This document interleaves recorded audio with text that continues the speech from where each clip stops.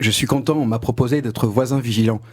On m'a proposé de faire partie de la communauté des voisins vigilants. C'est la première fois que je vais faire partie d'une communauté.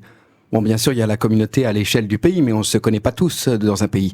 On n'a pas fait un grand banquet pour se rencontrer, alors que là, on se connaît, où on apprend à se connaître, on apprend à vivre ensemble, on échange, on partage, on dialogue, on se rassemble.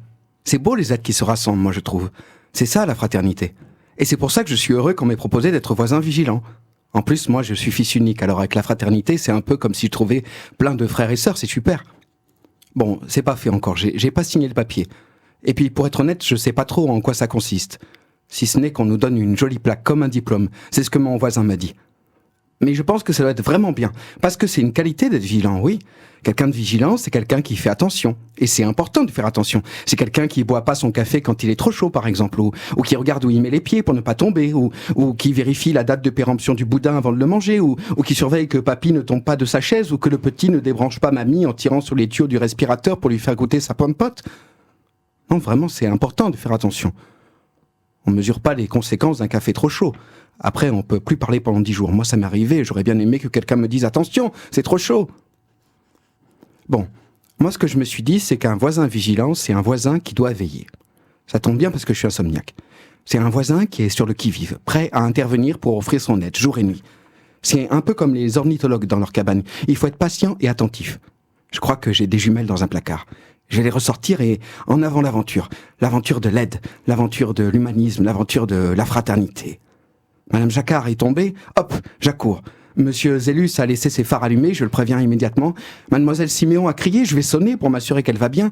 Le facteur veut laisser un colis et il n'y a personne, je le prends et je le donnerai à mon voisin quand il rentrera. Rien de plus simple, rien de plus beau. Le petit couple se dispute, je fais le médiateur.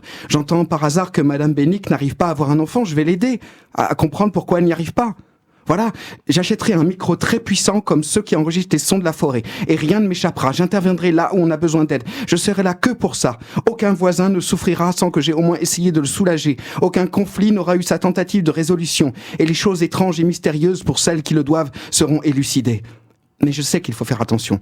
Pas se laisser déborder, parce que des fois vouloir le bien, ça fait pas du bien. Mais le bien, c'est tout ce que je veux, moi. Corinne, au numéro 24 de la rue Alzan. Tu pleures cette nuit parce que ton chat est mort et toutes tes absences te reviennent et tu vacilles. Je viens te consoler avec du thé et de la musique. Gérard, tu dors mal? Je viens te raconter une histoire. Simone, tu as peur de la mort et tu trembles et tu pleures. Je te prends dans mes bras et te parle des anges. Jacques et Constance, vous vous aimez d'un amour qui vous tue. Je prends vos mains dans les miennes et vous souris. Antoine, tu n'aimes plus la vie et ton cœur et ton ventre débordent de larmes. Je t'écoute et te comprends. C'est tout ce que je peux faire. Je ne peux faire que cela. Il paraît que sur la plaque jaune des voisins vigilants, il y a un œil dessiné. Ça peut être beau, un œil. Comme ça peut être terrifiant. Et puis il y a à voir et regarder, c'est pas la même chose. Le jaune aussi, ça peut être beau, comme le jaune du soleil ou le jaune des citrons.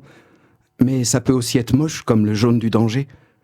À la bibliothèque, j'ai lu dans un livre qu'au Moyen-Âge, ça symbolisait le mensonge, l'hypocrisie et la trahison. C'est pas un bon jaune, ça. Moi, je sais pas trop ce que ça veut dire, voisin vigilant. Il faudra qu'on m'explique bien. Qu'est-ce que vous croyez? Albert, il signe pas comme ça.